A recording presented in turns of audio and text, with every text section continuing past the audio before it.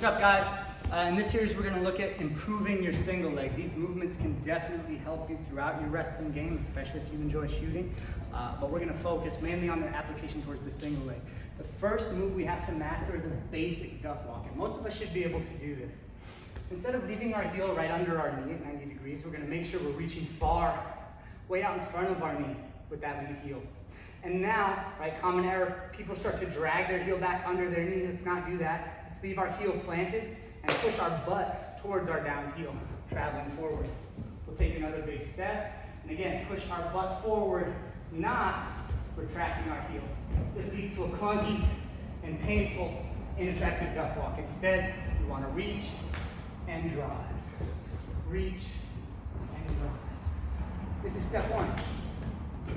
Step two, we have to master the ability to pivot. So if I'm shooting a single leg, I'm going to reach with my lead heel, drop my butt low, and as my knee begins to approach the mat, I'm going to turn towards my trailing leg, cutting a nice 90-degree angle.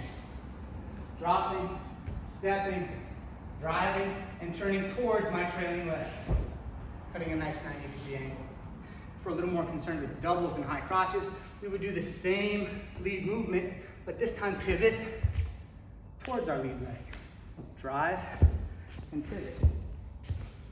These are the duck walks you have to be able to master to have an effective shot no matter what you're shooting. More on the single leg to come. What's up, guys? Coach Sam, Coach Kev here.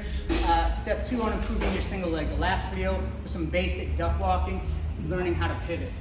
We're going to look at a non-combative drill to help us learn to pivot with the context of a partner. So all my partner's going to do is stand with a flat stance. And you can start from your knees here. We're going to take one big lunging step to the outside, and remember, just like in last video, we're not going to we're not going to suck our heel back towards our butt. We're going to drive our butt down towards our heel. As we do so, we're going to turn our knee in so that it ends up behind our partner's heel and pivot into good position. Partner then is going to square back up with us, and we can start practicing the other leg again. Big forward step, driving our butt down to our heel as we pivot in to this single leg. After you get comfortable doing this with partner resetting for you a few times, you can have partner stay in place, start in good single leg position, step across the front of their stance, and switch. Leg for leg, practicing that inside kick. Part 3 coming soon, guys. Thank you. What's up, guys? Coach Sam and Coach Amanda here. We're following up on the past 2 videos where we talk about improving your single leg. From video 1, we talked about taking a big step with your lead leg and pivoting on your knee. Video 2, we talked about proper leg placement, proper knee placement, making sure that when you step to your partner, you end up with your knee behind their heel. Today in video 3, we're going to talk about how to enter the single leg and move to our mid-level finishing position. So, if my partner's in a flat stance, I need to get my head to my partner's hip. I need to get my knee behind their foot. This is really difficult when my partner's arm is controlling the airspace in between my head and their foot. So I think it's always a really good idea when you're setting up the single legs, guys, to attack underneath the arm, whether that's a wrist grab or maybe you even squirt an underhook. Now it's super duper easy to open up this airspace. So whether we're coming under the wrist and stepping, or we've got a deep underhook and stepping, we're going to drive our knee down to the mat, add our pivot, and end up in perfect position. But this can be a rough place to hang out.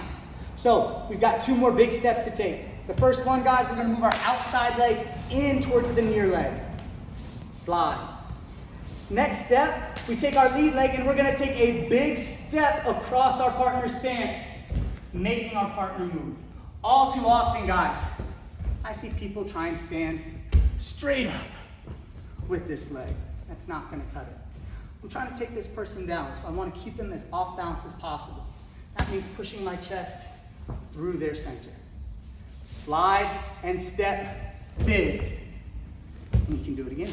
Slide and step big. I can chase the camera. Slide and step big. Slide and step big. Slide and step big.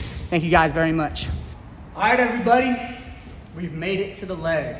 We've got our basic foundational movement drills to get us into a good single leg position. And we've talked about sliding and stepping big. So we're up into a mid-level single. No matter what happens, the mid-level is where we want to return to. It's the trunk of our finishing tree. So we're gonna look at 2 finishes today from a mid-level single position. I'm underneath my partner's near side hand, dropping, stepping, and pivoting into position. I'm gonna slide and step big. Common errors I see with the mid-level. Oftentimes people let their head and shoulder drift away from their partner. This is no good, as all Amanda needs to do is, well, basically cross-face me hard. So keep your head and shoulder tightly glued to your partner's torso. Next, for your lower body guys. Pinching the legs, we see it sometimes, but this can be really detrimental. If Amanda's got a good judo background, I'm probably gonna get uchimata or wizard kick to the mat. Or worse yet, I could get scissor legged. So I highly recommend in our mid-level, you keep a nice lunging stance, pushing through your back foot so that your upper body keeps pressure on your partner's torso. Slide, step big, and adjust your pressures. From here, guys, much like our base movement, we're gonna take a big step and add a pivot. Our back leg comes forward, and as our lead knee goes down to the mat, we pivot and drop our partner. Let's just start right here. Camera, you can be behind us. Step big towards your partner's far foot. Drop your head low to the inside of the hip, and pivot. Now, maybe partner's not gonna stay facing us, and they try and turn and run that way, because they're chicken. Partner starts to turn away from me. It's hard for me to step to my partner's far leg now. What we're gonna do here, guys, is release our grip and make the grip above our partner's knee. Our lead hand is gonna reach for our partner's far knee as we drive our head and shoulders down towards the mat. Pretty simple, but this is not something that we're gonna force. If partner's staying square towards me, I'm not gonna try and drive my head to the mat and reach for the knee.